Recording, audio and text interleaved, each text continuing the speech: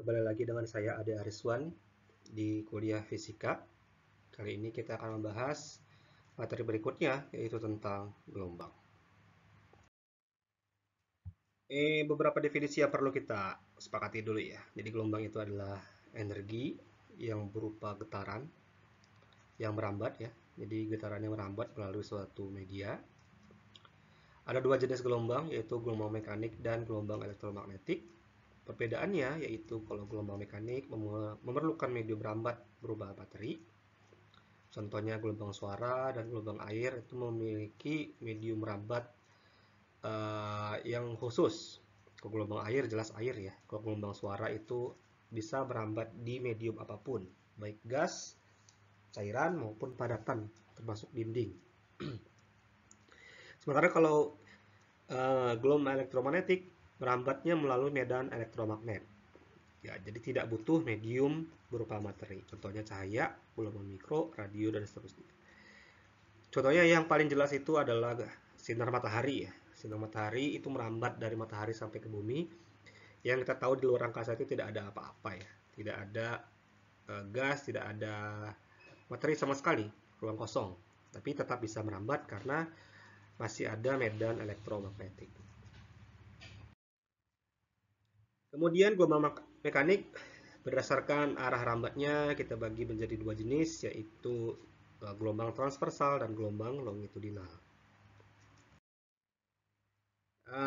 Bentuknya seperti ini ya. Kalau gelombang longitudinal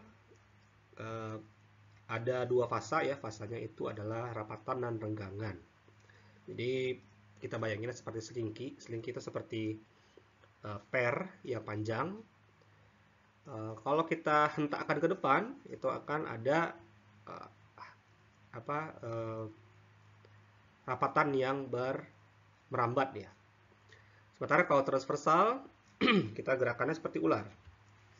Seperti dari kiri ke kanan ya. Jadi kalau longitudinal itu ke depan, kalau ini gerak rambatnya atas bawah atau kiri kanan ya. Gerakan sapuan kalau transversal ya.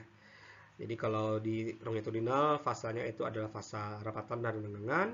Kalau di transversal fasanya adalah bukit dan lembah. Dimana kalau longitudinal satu wavelength atau satu lambda atau satu panjang gelombang, jarak antara dua rapatan atau jarak antara dua renggangan atau jarak antara satu rapatan tambah satu renggangan. Sementara kalau gelombang transversal, jarak satu lambda atau satu wavelength atau satu panjang gelombang adalah jarak antara dua bukit, jarak antara dua lembah, atau jarak antara satu bukit ditambah satu lembah, seperti itu. Ya, ini tadi ya, panjang gelombang lambda. Gelombang transversal adalah jarak ditempuh satu bukit tambah satu lembah, atau jarak antara dua bukit, puncak bukit terdekat, atau jarak antara dua dasar lembah terdekat. Sementara kalau longitudinal, jarak antara yang ditempuh antara satu rapatan dan satu renggangan.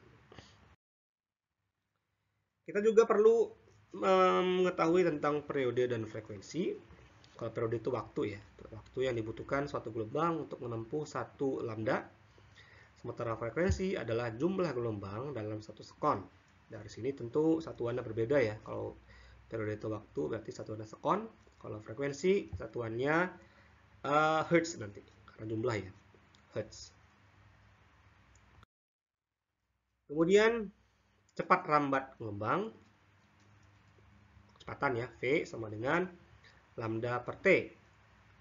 Lambda itu panjang gelombang dan T itu periode, atau sama juga dengan lambda kali F. Lambda panjang gelombang dikali F frekuensi. Frekuensinya dalam hertz. Kemudian ada gelombang berjalan ya. Gelombang berjalan itu adalah gelombang yang memiliki amplitude tetap, di mana amplitude itu adalah simpangan maksimum. Simpangan maksimum itu ya kalau nggak bukit atau lembah ya sama aja. Jadi jarak antara puncaknya ke dasar gelombang tadi.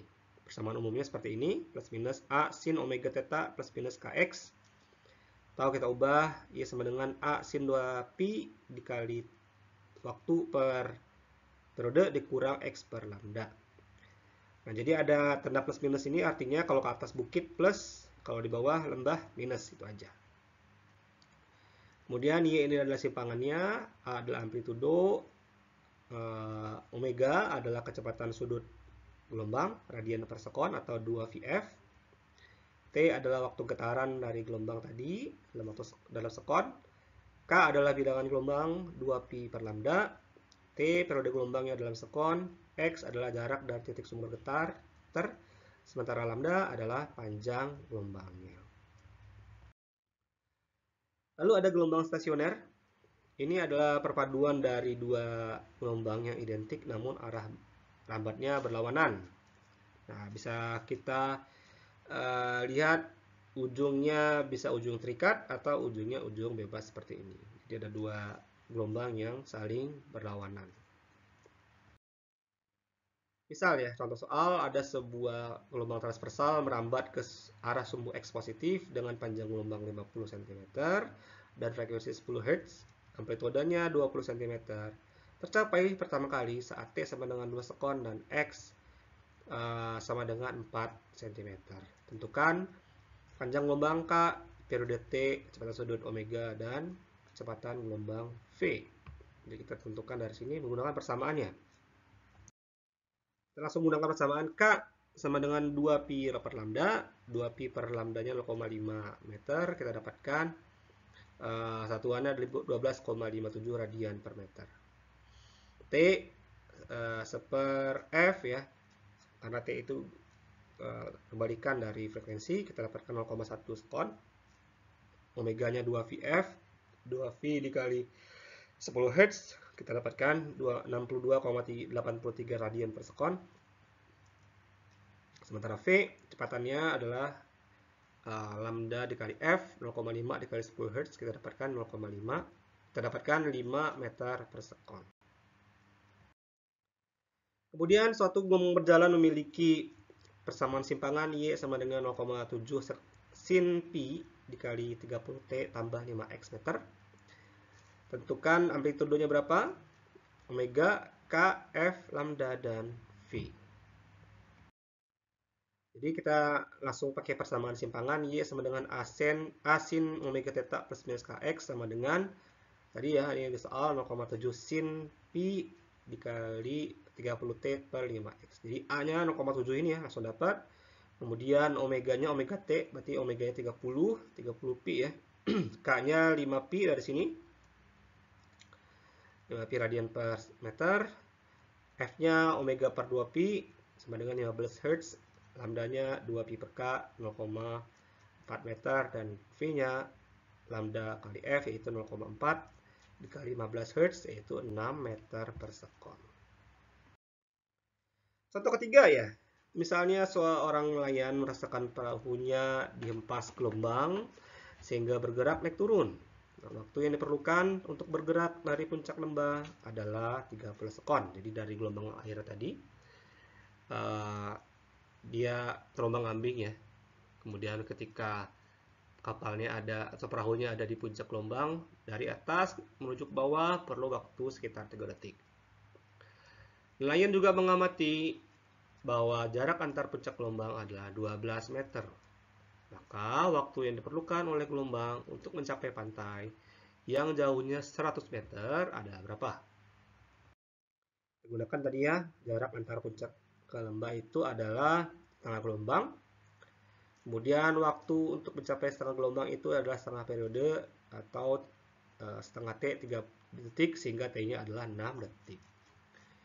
Kita dapat hitung jarak antar puncak gelombangnya lambda 12 meter. Dan sehingga kita dapatkan kecepatan gelombangnya V adalah lambda per T yaitu 12 meter per 6 detik atau 2 meter per detik.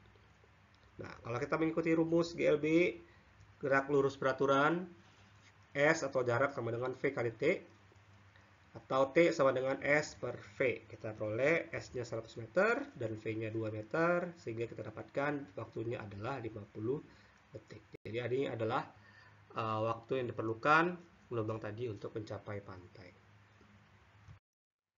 Sekian materi gelombang dari saya, semoga dapat dipahami dan menjadi bahan belajar. Kita akan ketemu lagi di bab berikutnya tentang listrik. Sampai ketemu lagi di video berikutnya.